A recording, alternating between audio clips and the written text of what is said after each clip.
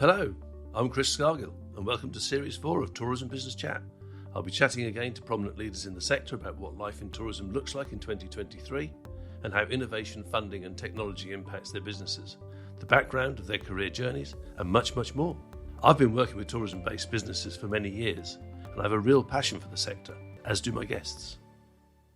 This week, my special guest is Steve Magnall, owner of the Two Magpies Group, an artisan bakery business with a growing number of outlets across East Anglia. Steve's driver in his varied corporate career was always to treat the money as his own, and in business, he says every disaster presents great opportunities. We'll explore the importance of brand and how it is key to his business and how he takes on outlets and, in his words, magpies them.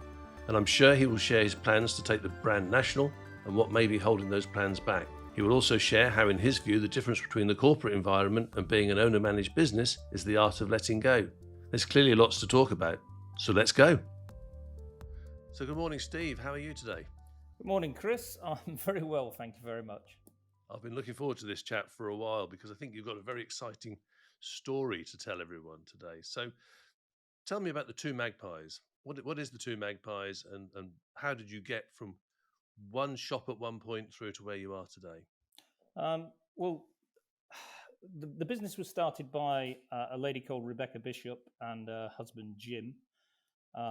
They started it in 2013, so it was Two Magpies Bakery Limited in Southwold. Unfortunately, they split up. I got to know Rebecca in 2018.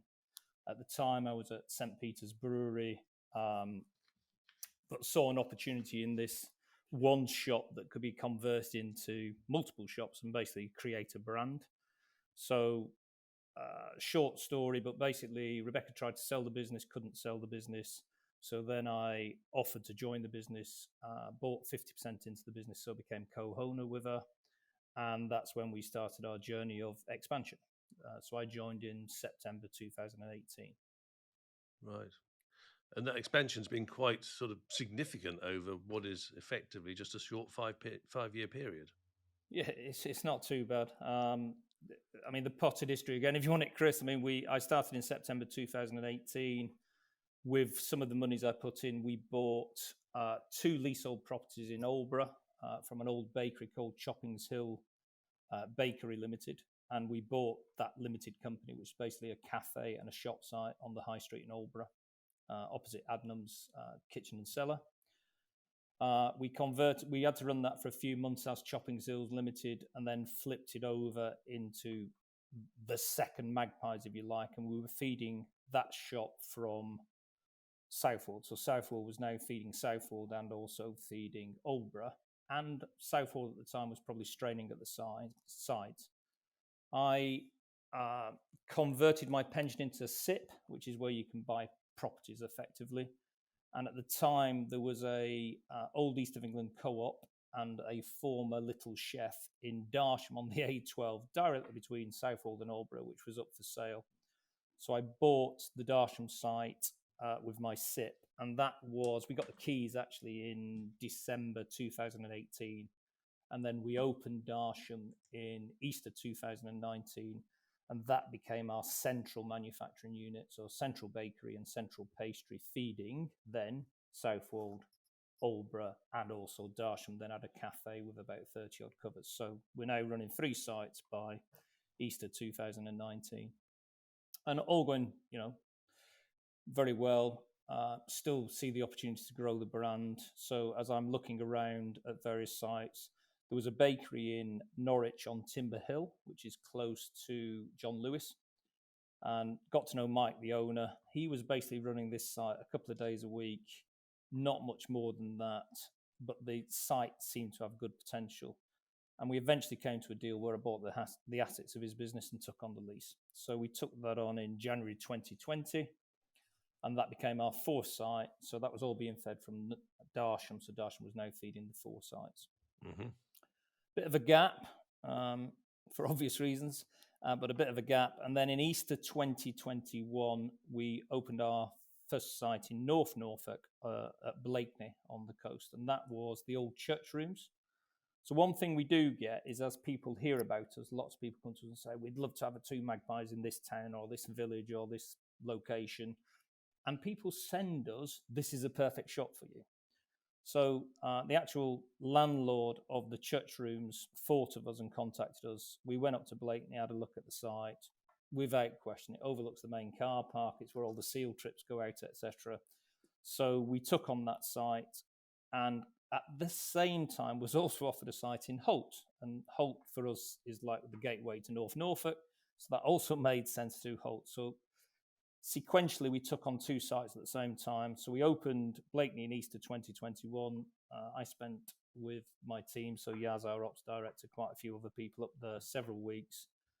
We were working 13, 14-hour days. I remember our first day, we opened on a bank holiday Monday, which is probably the worst day to open in hospitality, but actually the best day because you're just flat out. So we opened Blakeney, and at the same time, we were doing Holt up. Holt is a two-story building. It's probably our biggest cafe. It's got 100 covers with the upstairs as well. So we opened Holt post-Easter 2021, a bit later on, and then we finally finished it, including the upstairs, in September 21.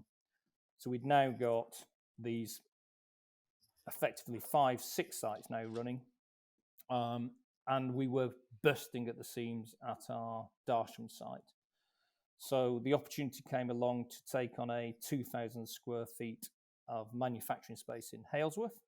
So we basically, in Darsham, we had our bakers, our savoury production, and our sweet production, our cakes and our slices.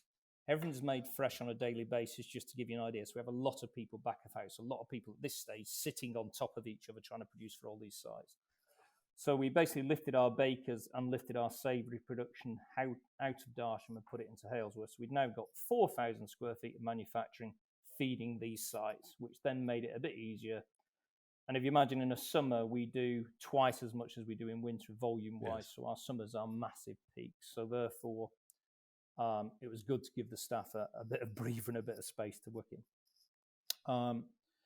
January 22, we had the opportunity to go to Woodbridge. We've always wanted to go to Woodbridge. I spotted a site which was an old bookstore, and it's on the corner near the co-op and near the big car park. Brilliant location. Yes. So we took on that site and we turned it around within 10 days. Wow. And Woodbridge opened. And Woodbridge was an instant success. It was our biggest site by a country mile straight away. It was just smashing the numbers out the door, which gave us the additional problem of our 4,000 square feet of manufacturing is now struggling a little bit. So at the time, a site came up in Walpole, which is near Halesworth. It's about 5 minutes away. 11,000 square feet of manufacturing space, with the plan then to lift pastry, sweets, and savoury and bread and put them all under one roof to get some economies of scale and some efficiencies by putting everybody together. And we're currently in the process of doing that. We've got part moved in, but not fully. So that's in process. And then in January 2023, we opened our first mini Magpies, which is basically a Magpies without a kitchen. So we'll still do hot food to serve you, but it's not cooked by a chef. So it'll be sausage rolls, or you can have crocs or soup, things like that. Yes. And that opened in Beccles in the Market Square. And that's how we got to where we are at this moment in time. It really has been quite a journey, and I don't think you're planning to stop now, are you, Steve? Have you got other plans to move forward? We've been going to market for about the past 9 months, and by market I mean trying to get external investors to put some funds in, because the problem is we're growing all of this out of cash flow and out of personal money. And bank loans, and there comes a point when you can't borrow any more money, or you've downsized your house that much you can't downsize it anymore, otherwise you'll be living in a shoebox. So you basically put everything you can put into it, and the object of getting some external money is you can then fund the growth of the brand and make it bigger quicker. So yes, I think potentially this has got the capability of being a super regional player and eventually a national player in terms of where it sits. So I could see us doing 50 sites in East Anglia alone. And I think we can keep the family feel, everything being handmade, and keep what's unique about the brand together. So we've gone to market to try and kiss some frogs, is how I put it. So basically, you've got to see all these private equity people, and you present a deck, and then they go, "Well, you're not big enough yet, and if you can get a bit bigger, we'll be interested," kind of thing. But you've just got to keep seeing these frogs and keep kissing them, and eventually, one might turn into a prince. But meanwhile, it's not stopping us getting on doing what we're doing. So we will keep looking at opportunities, and we'll keep growing. Yeah, it's an incredible journey on the basis of, as you say, organic growth. And running your own feet. And again, for those people who may be listening, if you haven't got a 2 Magpies near you now, you probably will have sometime in the near future. So what a journey you're on. So the timing that you were looking at there, I mean, you just touched on the fact that something occurred just after you bought Norwich, but it almost occurred at the time you bought Norwich. So you've been expanding your business during the pandemic, during the COVID years. That must have brought some challenges. How did the COVID issue affect you, and how did you feel? For instance, just as you opened Norwich, it must have just almost brought an end to that business on the day it opened. So, very true, Chris.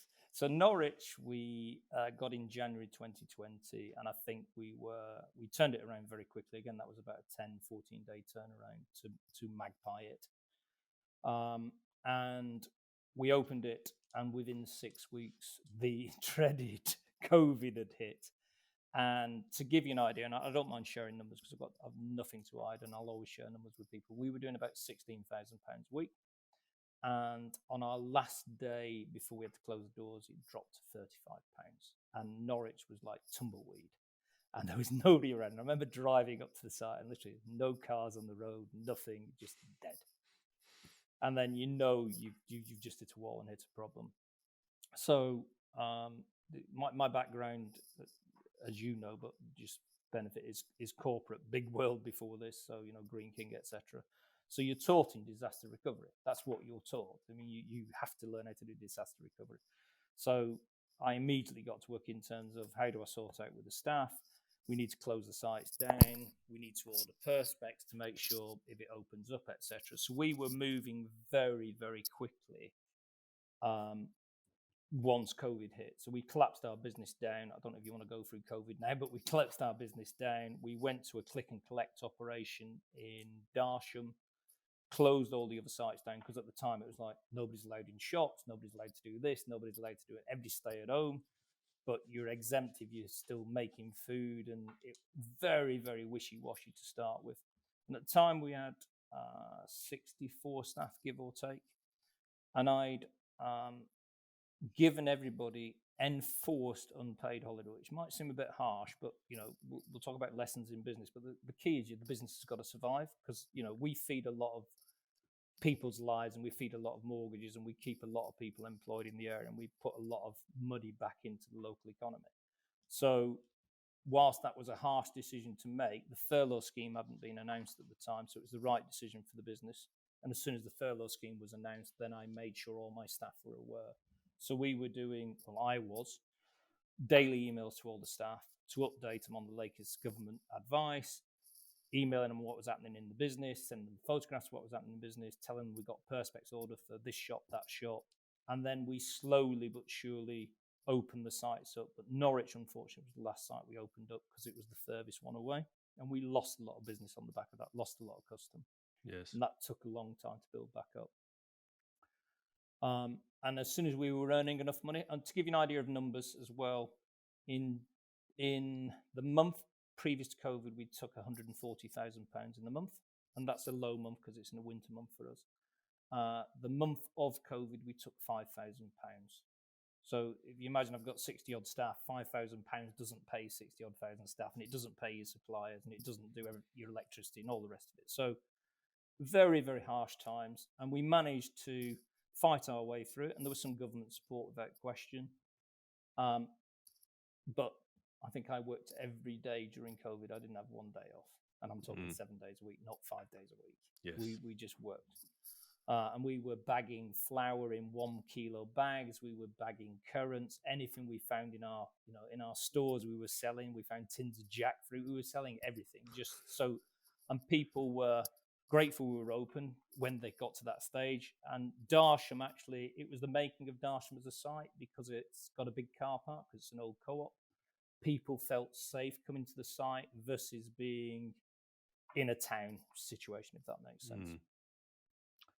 But with every disaster, there's also a good opportunity. So the opportunity was, there was an opportunity to get some loans at good prices. So the COVID-backed loans were guaranteed by the government, and also getting loans from the bank were at a cheap rate at the time because money was cheap.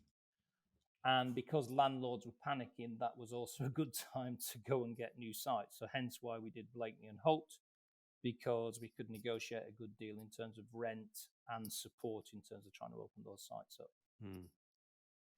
Yeah, interesting times. I'd imagine the emotions that you were going through was a complete roller coaster. Well, it's really, for those that had probably the best summer holiday ever that year, and a lot of people had a really good summer because it was hot weather. They were at home, they were all going for walks, or they were doing their exercise or whatever. For the few of us that were working in the business, it was like you're driving, nothing on the road, very few people around, very, very hard times. Where's the next pound going to come from? Yeah, very, very difficult times. But that's about managing your business and having a great team, actually. Having a really good team that are supportive. The team were grateful of being updated, grateful when we brought them back to work. And, we were having family meals together, which is when you cook food together. It was a great camaraderie time as well in terms of building up an even better team than we've got. Yeah, and you place a lot of emphasis on team, don't you? I mean, the team to you is very key. So tell me about the modus operandi for building a good team and keeping a good team. Yeah, like all businesses, don't get me wrong, we will make mistakes, and staff will be discontented, etc. But for me, the team, it is all about the team. I've got a young team. But I've got a balanced team. I mean, I think 68% of our staff are female. We've got a cross section across the piece of everything else you would expect us to have. My ops director's 29, 30 this year, young. My back of house manager, she's young, Fern. Michelle's slightly older, more mature. She's our MPD manager. We've got a really, really great balanced team. The way we operate, or the way I operate, is I do a weekly email to all the staff. So the weekly email gives sales figures, year-on-year comparison, what's happening in the businesses, so good, bad, and ugly as well. So we even put the weekly waste in there. We put shout-outs to people for doing great things or just doing great customer service or whatever it might be. We put happy birthdays in there. We put all the TripAdvisor, Google reviews in there. So everybody's got an open view of what's happening in the business. And I've always applied that logic, and 98% of the time it works, and occasionally you'll get let down by somebody. But for the 95 to 98%, I'd take it every time. I've got staff, when we're having problems with electricity, because electricity is obviously one of the big things that's affected us because we use a lot of electricity. I've had staff that have gone, Steve, we switched the lights off, we can see enough with the skylights, we're happy enough, and we want to work in these conditions because we're trying to save you money. And that you can't beat that. That's just people wanting to help, and they want to be part of the team. And, butter portions, Chris and James in Holt, they came and said, Steve, can we have a catch-up? Yeah, of course you can. And we catch up with people when we go around all the sites. And I tend to go around the sites with Yaz. We'll go and see the teams. And, they came and sat down and said, these butter portions cost 20 odd p each, and you're putting 2 out for every slice of toast, and you'll need to put 1 out for a slice of toast, and this is what it works out a week. And actually, you're like, wow, they're spending that much time going down to that much detail. It's fantastic. So to me, team is everything, and the team, I will talk about we and the team a lot. It's not about I. I mean, I put systems in, or I'll drive the business. That's my job. But we as a team will, deliver the goodies at the end of the day. It is an important message, and you already mentioned about the importance of a family feel. And we have family meals. We have, today they're doing mash and sausages, and Lydia and Mia are doing the family meal for all the staff. So all the staff back of house will be having mash and sausages today, or if they're vegan, they'll have some vegan sausages. So you can't beat that. No. It is important of empowering people, but also making sure that they are part of the output, and your honesty and openness of sharing the information clearly makes them own those numbers as well. Yeah, and don't get me wrong, I'll get back to, you'll always get it's like a normal distribution. 10% are over helpful, 80% sit in the middle, and 10% are the opposite, which can be destructive people. That happens in all walks of life. I'll have some people think, wow, you took £130,000 last week. You must be really loaded, Steve. You're like, no. That's what the business takes. And then we've got to pay all the wages and pay everything else. But, they just think some people will always think it goes in your pocket. It's a matter of sharing that information and taking on and embracing them. And over time, some people, as you say, will learn, and the majority will learn that message. Yeah. So you touched on the fact that you came from a corporate background, probably running a cafe stroke, deli stroke, bakery was probably not on your list of to-dos when you went to university. So how did your journey, your career to date take place? Yeah, convoluted journey, and I've done some interesting moves just because they were interesting. So, food science degree with management studies, and then I've got a master's in business administration from Reading. I was the first non-pharmacy graduate to work in Boots as a trainee, if you like. Didn't enjoy it, and that was retail, and I didn't enjoy it because I had Tuesdays and Wednesdays off or something, and that was terrible because I was young and you wanted to be out at weekends. I then quit that job and basically got a job still as a graduate with a company called Hillsdown, and this is going back years. Hillsdown were a conglomerate, so they basically bought whatever business they wanted. There was no logical mix of the businesses, so they had a timber business, a salmon business, a chicken business, and I ended up in their chicken division in, believe it or not, in Suffolk, so in Buxted, in Flixton.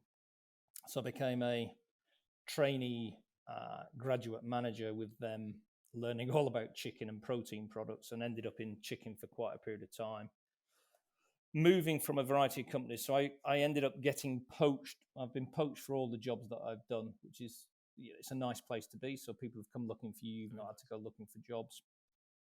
And I've done everything from pan-European salads to ready meals for Marks and Spencer's to, I did about 8 years mergers, acquisitions and turnarounds of businesses, and then eventually got poached by Green King and became the deputy MD of Green King in Bury St Edmunds. So running the brewery, the logistics, involved in all of their acquisitions in terms of supply or whatever it might be, or closing breweries as it happened to be in my case. And then that was as deputy MD. I then ended up as MD of a brewery in Lancashire called Thwaites. That was losing about £500,000 a year, turned that around to 1.4 million profit, and then sold that business for 25 million. Not personally, that went to the family that owned the business.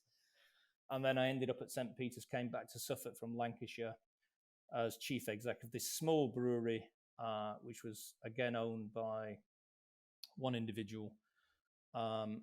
Wanted to grow the business to sell it, got the business into profit. We couldn't agree on structure, and that's when I'd got to know Rebecca and saw the opportunity with Magpies. I've always treated, whether I've been in corporate or not, that the business is my own business and it's my own money, because you behave differently when it's your own money.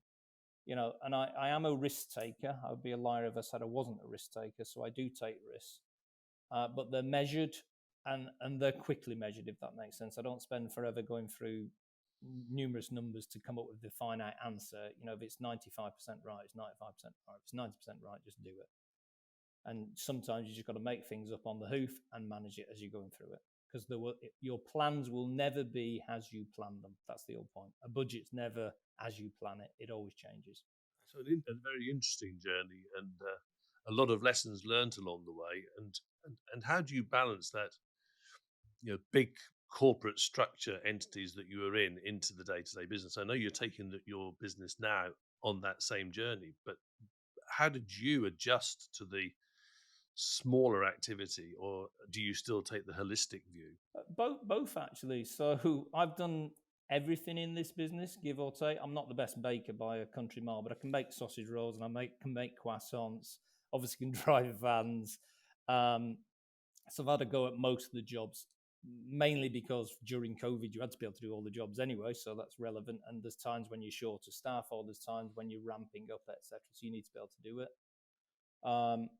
So getting stuck in is always good. The holistic view, more and more I'm taking that view now because I've got a better team. The hardest bit for most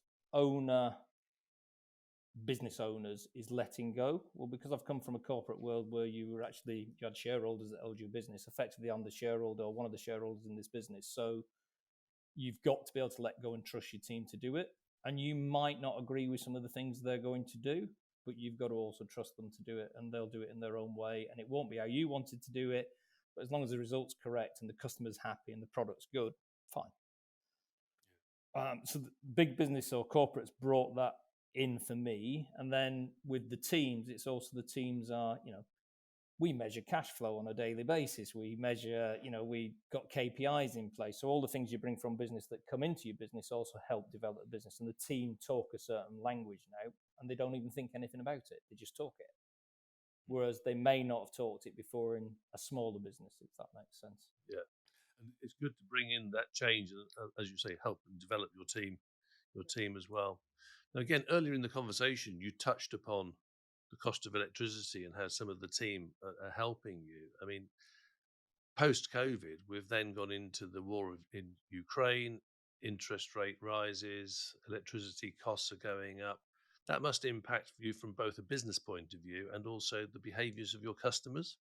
Wow. So if you had written the script 5 years ago that you're going to go through COVID, a war in Ukraine, a massive hike in electricity, which is one of your main things that you use, and your cost of goods, as in your materials, and all the rigmarole that's attached with it, people not wanting to be at leisure, etc. You couldn't have written it, but it's actually been a great lesson for all of us and for the team. And it's, I sat down with my team.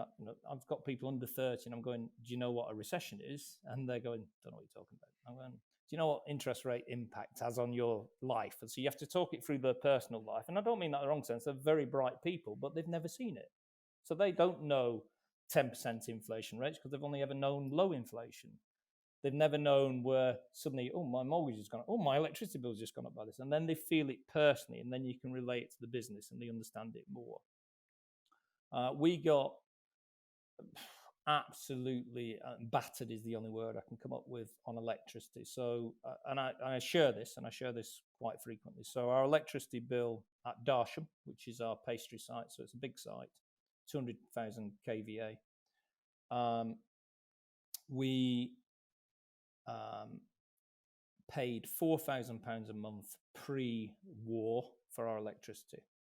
We went out of contract for 2 months. 1 month was having an argument with the supplier because they'd billed us a certain amount of money, which I'm going to tell you in a second. And then the second month was because we couldn't reach an agreement, we had to pay up. And then we're now paying $9,900 a month for the same site. So we've gone up effectively 127%.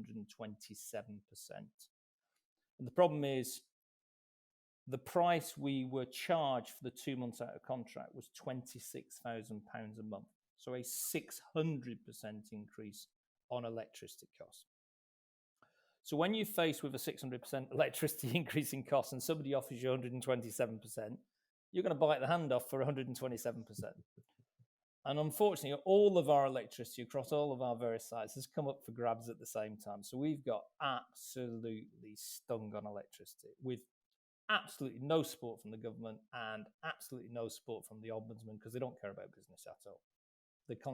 We're not a big enough vote versus the consumer. And I appreciate people are struggling at home, etc. And I really do. Some of our staff are, will be struggling at home, and I do buy that. But actually, we employ 170 odd people. My wage bill's £300,000 a month. That then goes back into the economy of East Anglia. So that's actually paying for electricity, or paying for rent, or paying for mortgages, or paying for food. So we are contributing to the local economy quite a bit. £3.5 million a year just in wages. So I fundamentally have a problem with electricity because I'm now tied into a contract for 3 years at 127%, and I can't get out of those contracts.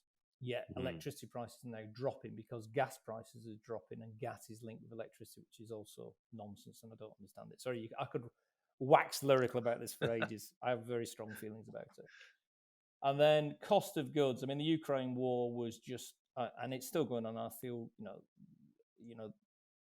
power to the Ukraine people. They're superb for what they're doing, standing up to such aggression.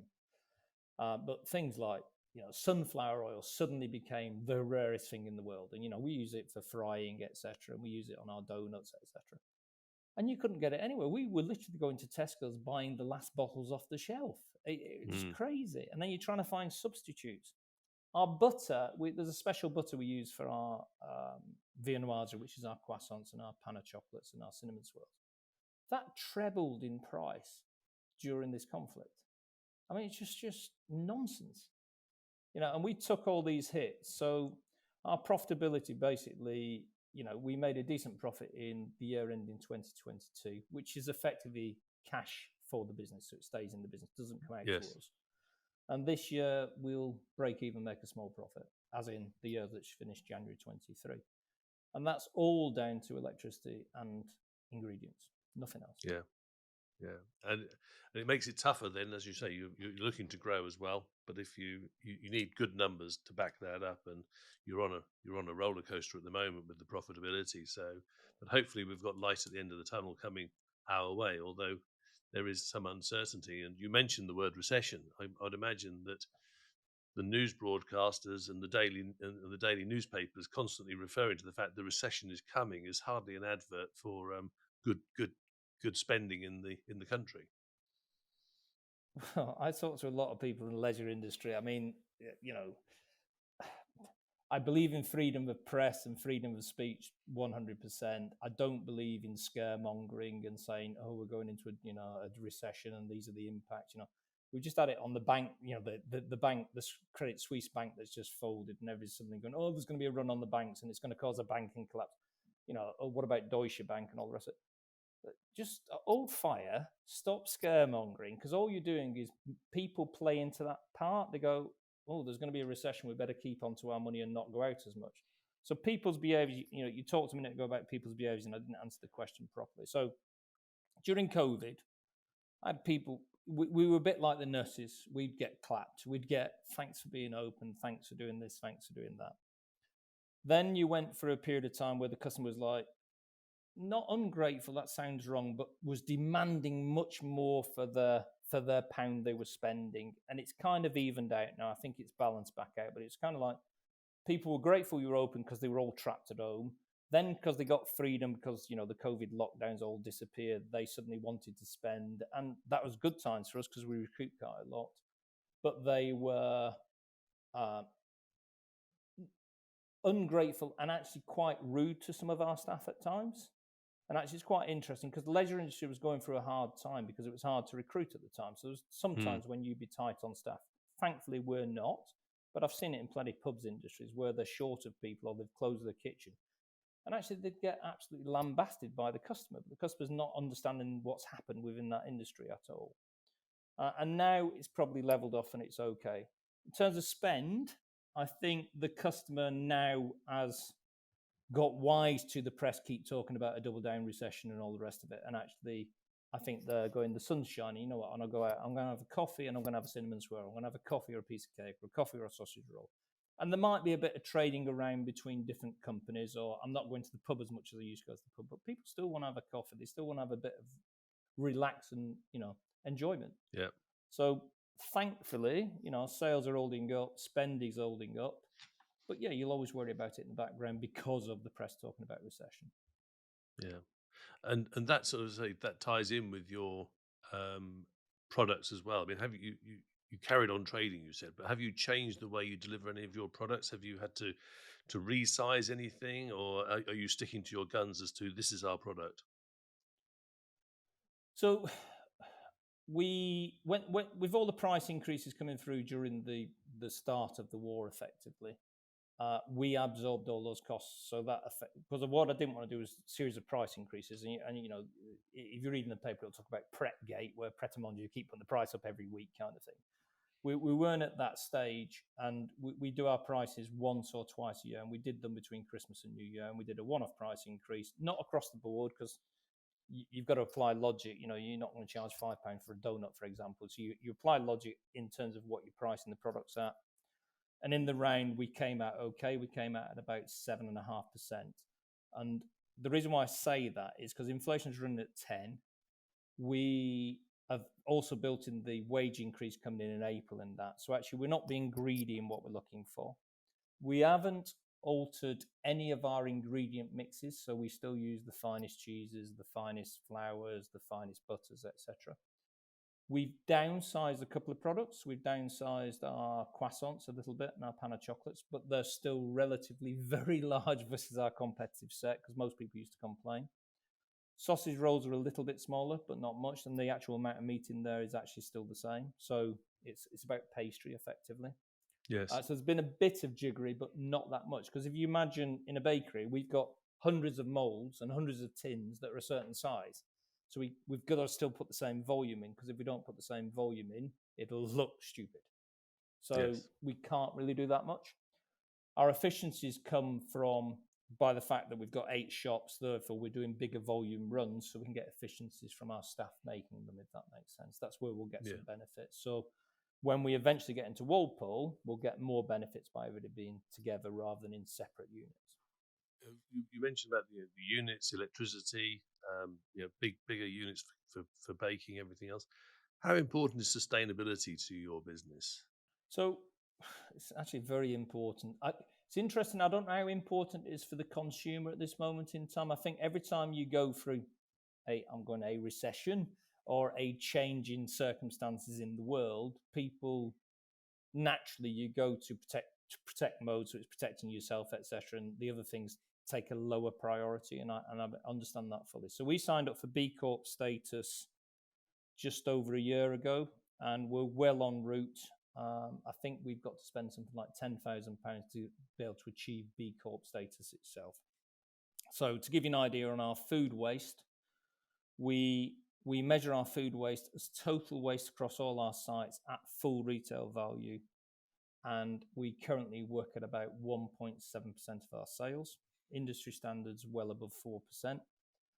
And that 1.7, we recycle 50% of that. So to give you an idea, our cinnamon swirls that don't sell become cinnamon butter. So we rebake it, blend it with a Belgian white chocolate, and then presto, you've got a cinnamon swirl butter that will last, a year.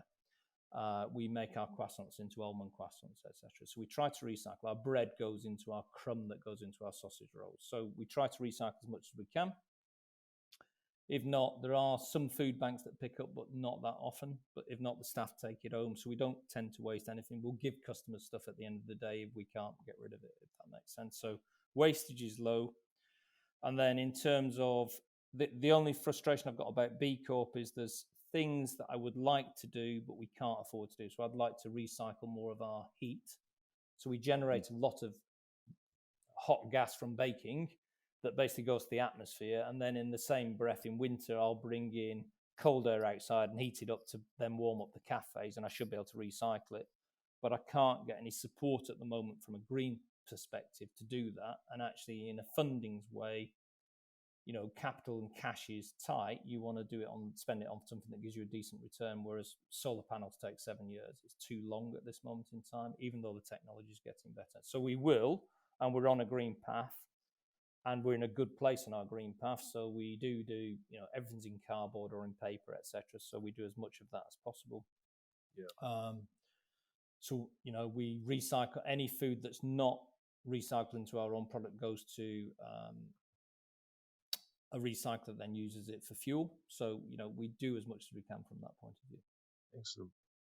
And it's interesting that you're going for the B Corp route, and some listeners will now be Googling that to find out what it is. What made you pick the B Corp route as opposed to all of the other options you have for being able to brand your sustainability efforts?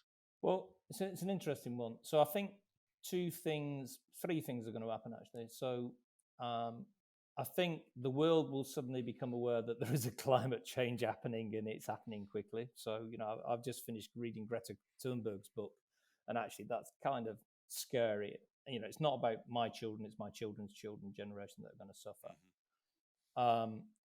And I think there will be a realization, and there is, if people actually sit back and go, why does all the weather keep changing around us, and why are all these tornadoes happening, or all these floods, or why have we got such sunny weather, etc. And it's fine because we're in Britain, and Britain's a nice, or England, the UK is a nice country, etc. And it's benefiting from it, but other countries are suffering, and there will be mass migration on the back of it, which does have impacts on states. So I think the government will eventually be forced to legislate, and I think they will force that you've got to be in a scheme that is recognised. B Corp is already recognised as one of those schemes. It has got a little bit of what I will call consumer pull.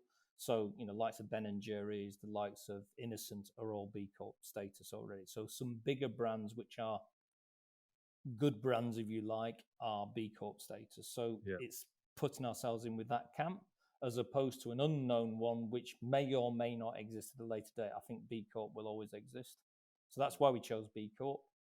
And then we've been working with a variety of people, measuring our carbon footprints, etc., and getting on with it. So you talk about brands there and some of the other brands. And so just moving on, brand is important to you? Brand is all. So, I was asked by somebody the other day, what is Two Magpies? Are you a coffee shop? Are you a bakery? Are you a deli? Are you whatever? And we're all of those things. But I used to work for Green King, and I use this as an analogy. So Old Speckled Hen was the largest selling ale in the UK. But anybody finding Old Speckled Hen thought they'd found something unique to themselves. And they would wax lyrical about Old Speckled Hen and the taste, and then its derivatives, Old Golden Hen and Old Crafty Hen. I'm not doing plugs for Old Speckled Hen, by the way. But the logic is, when somebody discovers a Two Magpies, it could be the first time they've been in a Two Magpies. So it needs to be a special experience for them. So for us, it's about the service. So, we do serve our customer, we'll do table service. And, there is a certain customer journey we train our staff on. It's about the product. The product's got to be, it's handmade, it's authentic, it's genuine ingredients, real ingredients, which are local or the best. And then it's also about the scheme and the colour. So if I go into a Two Magpies in Beccles and I go into a Two Magpies in Blakeney, when I enter, do I know I'm entering a Two Magpies? Not in a chain feel, so it's not a Costa or a Starbucks, but in a casual, nice feel. I'm really comfortable in this atmosphere.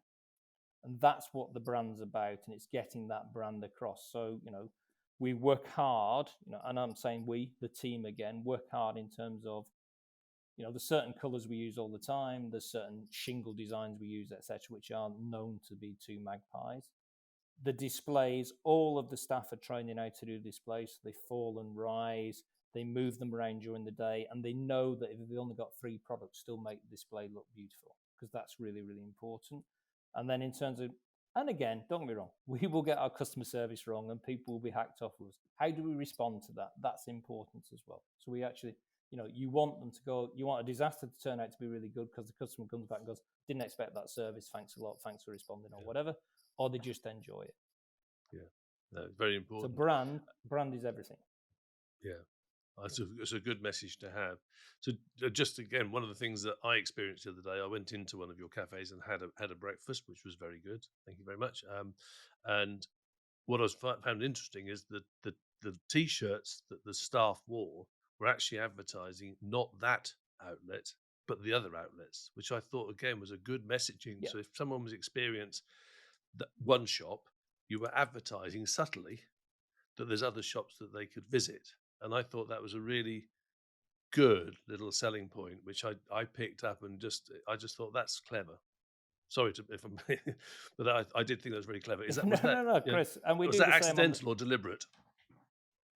No, it's deliberate, and we also do it on the bags. The bags have got all 8 sites on it, and that's deliberate to try and push the message about. Because actually, we do have customers that go in all sites, and they'll give us feedback. They'll have customers that got favourite sites, then they'll come back and go, I've just been to your Beccles site, not been there before, etc., etc. And it's nice. So we have loyal customers that we know. So they're coming in.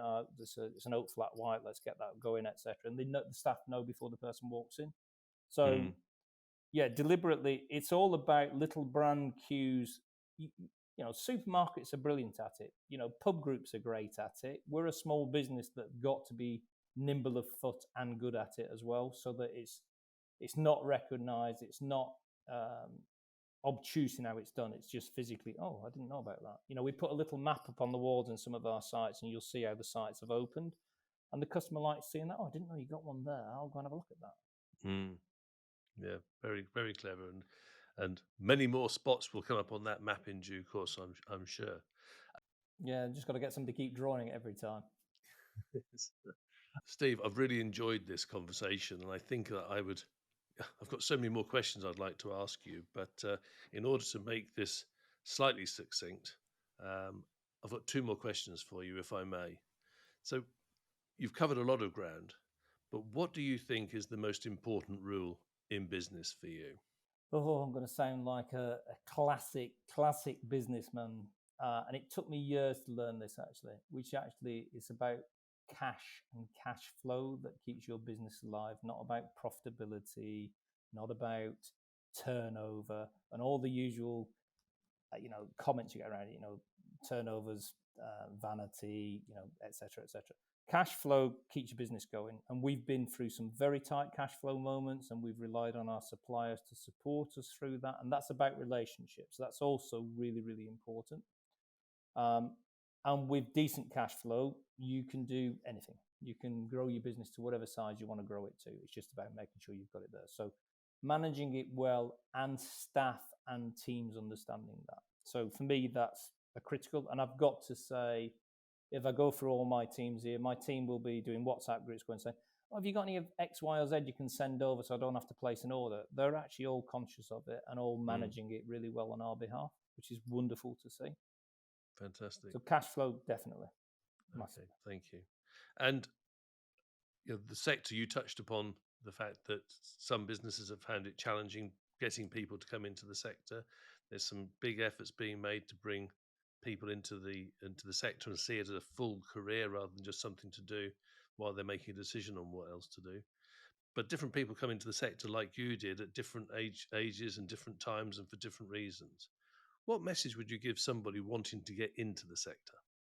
Somebody coming into the sector to run a business in the sector, you've got to get like-minded people around you that have got the same vision as you and the same objectives and actually same values as you. Values is really important.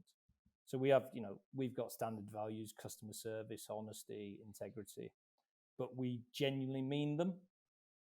There's no point, we've all been there where we've been to a hospitality venue where the member of staff serving you would sooner be somewhere else and is not really interested in you as a customer. And if you're lucky, you might get the structural lines they've got to say as opposed to being genuinely welcome.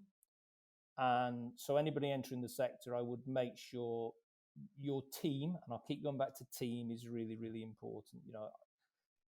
I've not mentioned in our team, we've got, drivers that have trained to become chefs. We've had drivers that train to become bakers and then learn how to do viennoiserie, and they do it really, really well. So we'll take somebody from scratch and we will bring them into our business and we will teach them everything we know.